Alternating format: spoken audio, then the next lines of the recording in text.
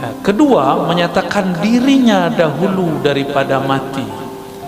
Jadi cara mengenal diri yang kedua, mematikan diri sebelum mati. Mati apakah? Ini yang kita kaji malam tadi di mana namanya, Bumi Sholawat ya. Tapi karena tempat terbatas, nah kita bagi lagi.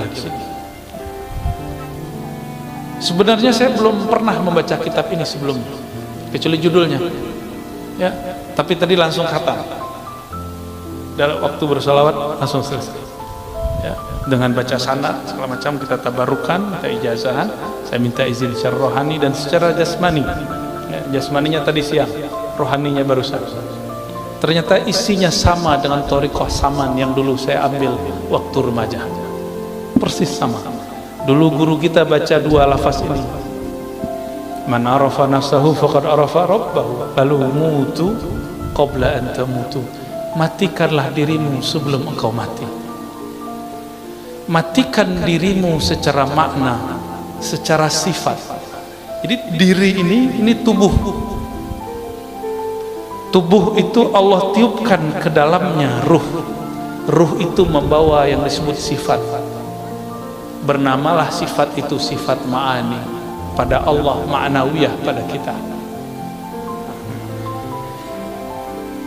Yang disebut mati maknawi, matikan sifat ma'aninya gitu. Sifat ma'ani ada berapa? 7. Coba disebutkan apa aja?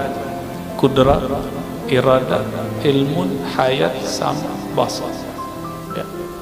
Ma'ani milik Allah, tidak mungkin dimatikan. Maka yang dimatikan hanyalah sifat maknawiyah. Kaunuhu sami'an, kaunuhu muridan. Saya punya sama pemberian Allah. Sekarang samanya cukup disimpan sebagai sifat, tapi tidak diaktifkan mendengar. Disebutlah mati makna sifatnya, mati maknawi. Itulah mati sebelum mati. Ini yang melihat mata atau bukan mata? Nih coba lihat, saya yang datang ke mata bapak saudara, atau matanya yang datang ke saya, atau bukan dua-duanya, tapi ada cahaya. Kenapa ada orang coba mata dipejam? Ingat Monas, kelihatan? Berarti ada yang bisa melihat selain mata ini. Coba pejam mata, ingat orang yang dicinta. Sebentar aja Pak.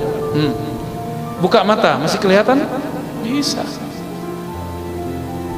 Jadi semua kita sebenarnya bisa masuk ke dimensi itu, cuma tidak mau melatihnya. Ya, kita bilang halu. Kalau halu maka ilmu para aulia semuanya halu. Ini ada sok pemberantas halu, yang dia berantas ilmu wali, mana bisa.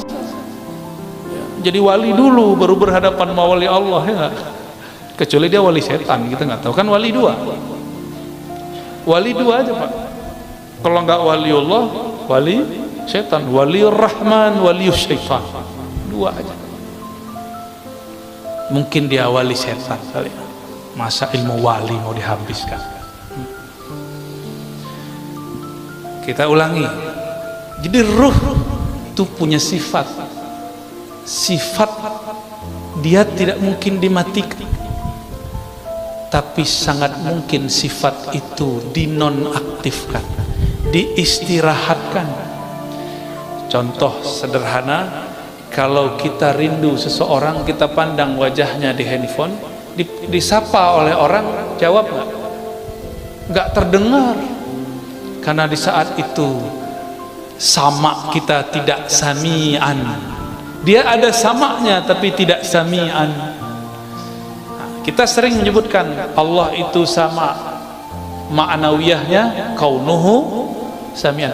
Kaunuhunya dicoret dulu, itu yang disebut mati maknawi. Kaun, keadaan kita mendengar itu di-cut dulu, dihabiskan dulu, sehingga tidak lagi ia mendengar.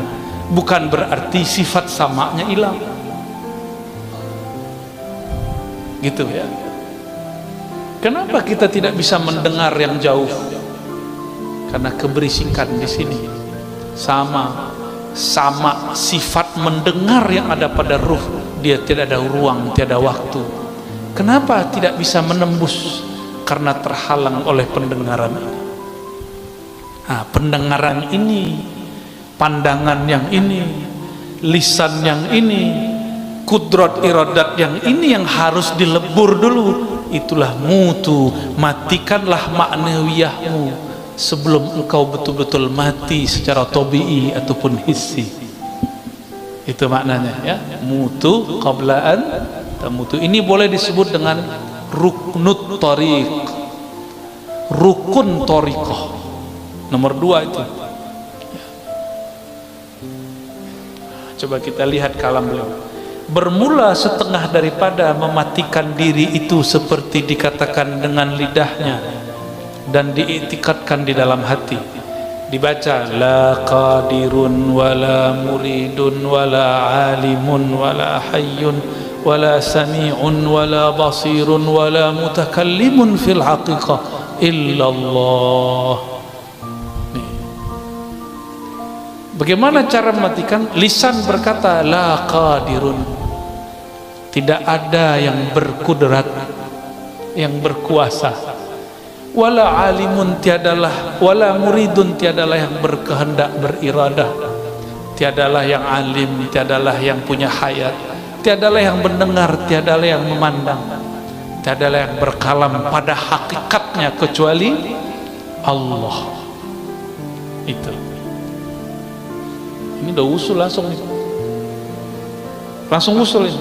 Ini usul level 3. Ini usul pertama, kesadaran Nur Muhammad. Ya. Kesadaran Nur Muhammad. Kemudian usul yang berikut adalah mematikan sifat maknawi. Selama saya masih mengatakan sayalah yang berkuasa, maka kuasa saya terbatas. Selama saya masih mengatakan ini iradahku, iradahnya belum bisa berkekuatan kun fayakun.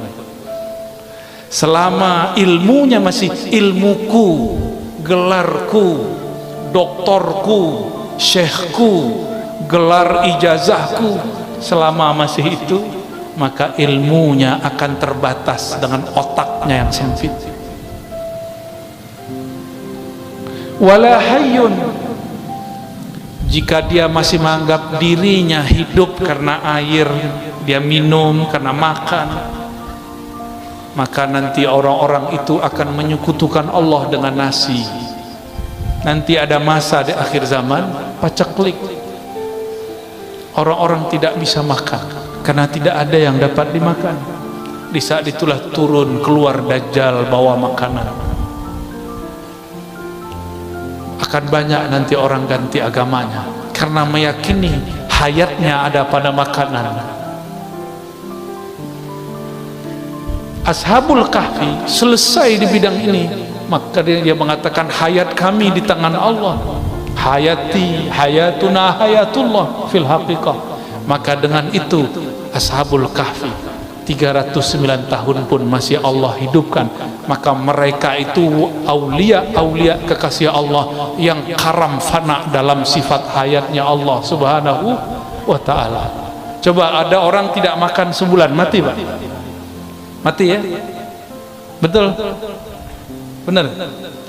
Orang yang mati kebanyakan nggak makan ya? Emang orang mati minum kan nggak juga. Tapi secara lahiriah kita memandang banyak orang mati karena kelaparan. Tapi kenapa Ashabul Kahfi 309 tahun tidak mati?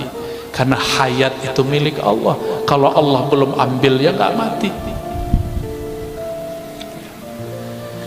Wala sami'un wala basirun. Kalau pendengaran ini 10 meter sudah tidak terdengar. Tapi kalau sami'nya sudah dimatikan, maka Allah lah yang mendengar. Allah memperdengarkan kepada kita. Inilah yang disebut kasyaf sam'iyah. Kasyaf secara sama, Disinilah banyak para wali mendengarkan kalimah-kalimah. Inilah yang terjadi pada orang yang bermimpi mengatakan, aku mendengar Rasulullah bersabda, man arafa nafsahu faqad arafa rabbahu. Dicarilah oleh ahli hadis, di mana ini hadis? Tidak ditemukan di kitab hadis manapun. Ternyata itu kalam Sayyidina Muaz ketika bertemu Sayyidina Nabi SAW secara ruhani. Karena samaknya bukan lagi samak yang ini. Coba datang ke Raudhah, datang ke makbarah Nabi SAW, bisa dengar Nabi? Coba baca salam, Assalamualaikum ya Sayyidina Rasulullah, bisa dengar jawabnya? Karena pakai telinga ini. Coba matikan samakmu, engkau akan mendengar Nabi menjawab. Ya. Kenapa ziarah terasa hambar? Karena ziarah baru dengan sifat maknawiyah kita, belum dimatikan sifat maknawiyahnya. Jadi ini tips kalau mau ziarah kubur, pakai ilmu mutu qabla an tamutu, matikan sifat maknawiyahnya sebelum engkau betul-betul mati. Nah, lalu di paragraf berikut halaman ketiga, ketiga fana sekalian diri. Ini thariqah ketiga ya, untuk mengenal diri. Ketiga fana sekalian diri itu di dalam kudrat Allah dan iradat Allah dan ilmu Allah, seperti firman Allah, kullu syai'in halikun illa wajhah. Segala sesuatu halik. Apa arti halik? Binasa, mati. Halik itu nama lain dari mati, hancur, binasa, karam. Illa wajhah, kecuali wajhullah. Jangan dibayangkan wajah. Apa makna wajah? Fungsi wajah apa Pak? Kita memandang dengan wajah atau memandang dengan apa? Ini belakang namanya apa? Ini leher. Kita memandang dengan wajah atau dengan leher? Memandang dengan wajah atau memandang dengan tangan? Apakah memandang dengan lutut? Tidak. Maka disebut ini wajah adalah alat untuk memandang dan objek untuk dipandang. Kalau guru dulu melamar, itu memandang wajah atau memandang lantai guru? Memandang wajah ya. Yang dipandang wajah. Lalu disebut wajhullah. Apa makna wajhullah? Jangan, Allah itu bukan jisim, bukan fisik, bukan benda, juga bukan benda-benda metafisik. Yang penting Allah bukan sesuatu yang dapat digambarkan. Apa yang terbayang di pikiran Allah, tidak begitu. Begitulah akidah ahlus sunnah. Lalu apa yang dimaksud wajah? Maka ulama kita mengambil makna wajah itu adalah hakikat ihsan.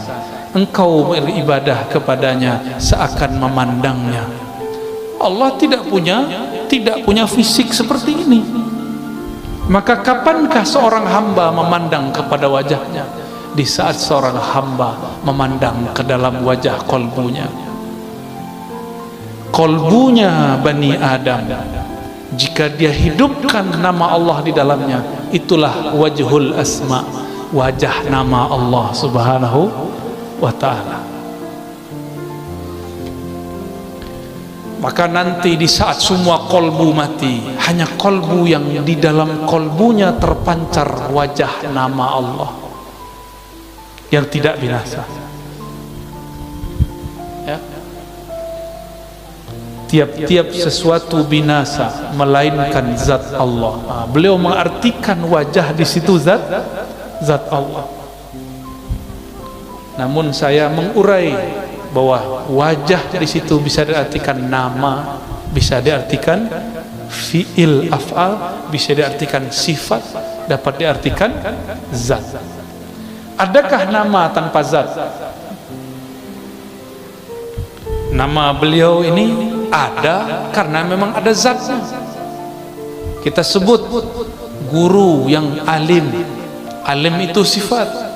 Karena ada gurunya, maka ada alimnya. Coba bayangkan alim tanpa ada orangnya. Bisa? Ini warnanya apa ini? Putih, hijau. Apa ini? Hijau, kita sebut hijau. Tembok hijau, kaligrafi hijau. Sekarang bayangkan hijau tapi tidak ada kaligrafinya. Bisa? Tak bisa.